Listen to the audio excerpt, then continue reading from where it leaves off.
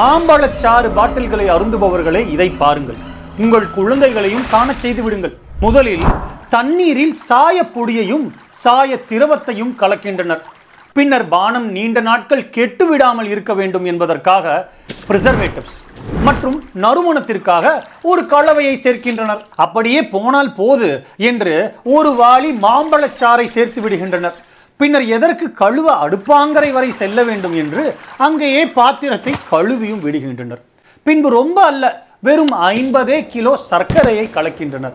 இவ்வாறு தான் இன்று நாம் அருந்தும் அனைத்து மாம்பழச்சாறிலும் இருக்கும் அசல் மாம்பழம் வெறும் 15%. மீதி இருப்பது சர்க்கரை, சாயம், பிரிசர்வேட்டிவ்ஸ் மற்றும் பச்சை தண்ணீர் தான். இது எப்படி உடலிற்கு ஏதுவாக இருக்கும்? இளம் பிராயத்திலேயே சர்க்கரை வியாதி, சருமத்தில் மாற்றங்கள், பற்களில் பிரச்சனை, உடற்பருமன், கல்லீரலில் வீக்கம் போன்றனவற்றை ஏற்படுத்தும். அன்பர்களே, பழங்களை வெட்டி வீட்டிலேயே சாப்பிடலாமே, எதற்கு இந்த குப்பைகளை நீங்கள் புசிக்க வேண்டும்? சற்று சிந்தியுங்கள். நன்றி.